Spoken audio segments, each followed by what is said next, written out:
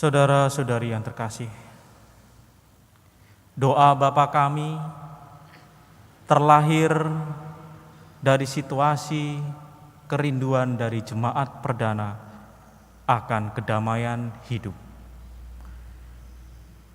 Doa Bapa kami terlahir dari situasi bahwa umat manusia pada umumnya membutuhkan atau merindukan adanya kedamaian di dalam kehidupannya.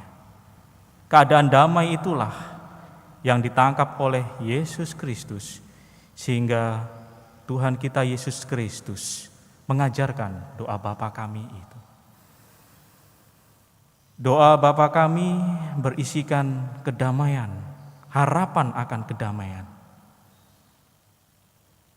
Bapa kami yang ada di surga, dimuliakanlah namamu, datanglah kerajaan. Allah yang Maha Kuasa dimohonkan untuk datang meraja di bumi ini. Jadilah kehendakmu di atas bumi seperti di dalam surga. Itu mengartikan bahwa harapan dan kerinduan dari umat manusia bahwa di bumi ini damai seperti di surga. Allah yang Raja damai ketika meraja di bumi ini turun ke bumi ini, maka keadaan bumi ini tentunya diharapkan penuh akan kedamaian bagaikan di surga. Nah, lalu kemudian apa yang tentunya membawa kedamaian selanjutnya berimplikasi kepada umat manusia yang merindukan itu. Berilah makanan secukupnya, berilah kami rejeki secukupnya. Itu mengartikan bahwa keadaan damai adalah ketika orang bisa makan dengan enak. Dan tentunya terjadi peperangan atau percekcokan, keadaan rusuh di bumi ini, tentu orang akan sulit untuk memperoleh makanan, dan itu berarti tidak berada dalam keadaan damai. Situasi damai ketika setiap orang mampu untuk memperoleh makanan yang secukupnya. Dan kemudian berkelanjutan bahwa damai itu tidak ada perselisihan. Setiap insan manusia saling mengampuni.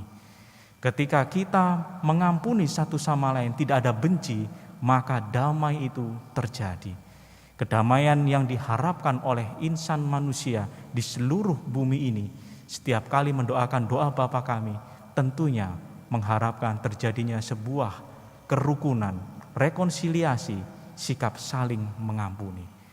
Begitu pula kemudian kedamaian itu akan terjadi ketika kita tidak jatuh di dalam pencobaan atau dosa. Dosa menyebabkan hati kita, setiap insan manusia itu berada dalam keadaan tidak damai karena dikejar-kejar rasa bersalah. Dan tentunya apalagi dosa itu adalah dosa yang memutus relasi dengan Allah.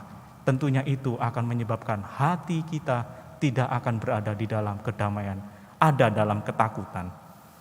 Dan tentunya itu juga harapan kita untuk menjadi damai lebih lanjut lagi adalah bebas dari yang jahat, bebas dari kejahatan, tidak tercekam merasa takut terhadap kejahatan-kejahatan yang ada.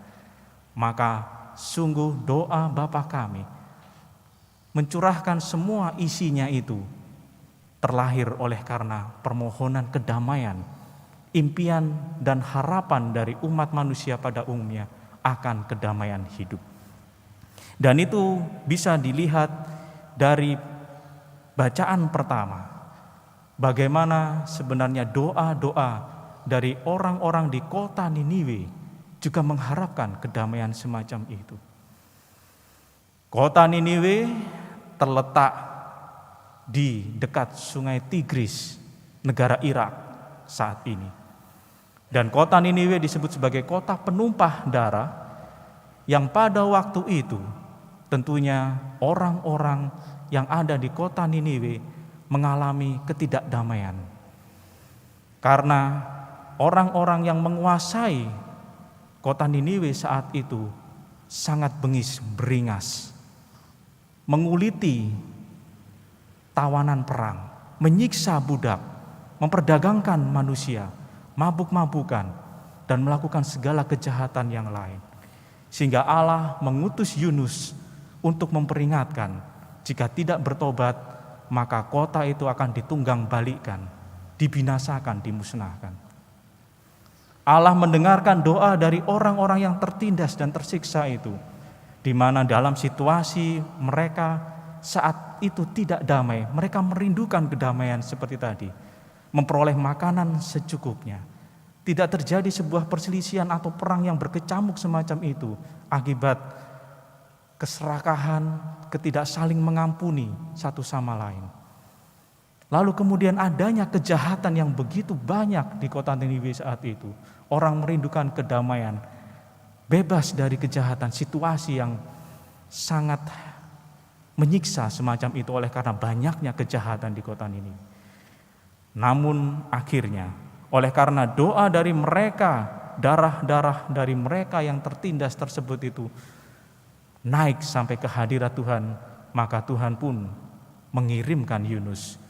Dan terjadilah apa yang disebut dengan keselamatan ketika terjadi, yakni pertobatan. Menangkap unsur dari maksud Allah, bahwa ketika Allah itu mulai turun, ikut campur tangan dalam kemahakuasaannya, Raja damai, akhirnya kota Niniwe terbentuklah dalam kedamaian karena mereka mau bertobat. Mereka takut akan Allah yang Raja datang untuk membawa kedamaian itu. Nah, setiap kali kita berdoa Bapa kami, itu berarti kita pun merindukan senantiasa bersama setiap orang di bumi ini yang merindukan akan kedamaian itu. Sehingga apa yang bisa kita perbuat, kita upayakan sebagai umat manusia yang memahami akan permohonan akan kedamaian ini. Tentunya kita menangkap impian dari setiap orang yang mengharapkan situasi-situasi damai semacam itu. Apabila mereka membutuhkan tentunya makanan, di mana mereka tidak akan merasa damai di dalam kehidupan ini, kita membantu mereka yang kekurangan makanan. Dan ketika terjadi sebuah perselisihan satu sama lain, kita berusaha untuk senantiasa menjadi pembawa damai, untuk merukunkan agar mereka bisa saling mengampuni satu sama lain. Dan kita mengikis sikap hidup kita agar kita tidak jatuh di dalam dosa. Dan kita senantiasa membawa kedamaian agar setiap orang tidak jatuh di dalam kejahatan. Oleh karena itu, mari kita bersama-sama di dalam doa Bapa kami yang dipercayakan, yang kita bawakan setiap saat, kita menjadi agen perdamaian. Tuhan memberkati kita semua.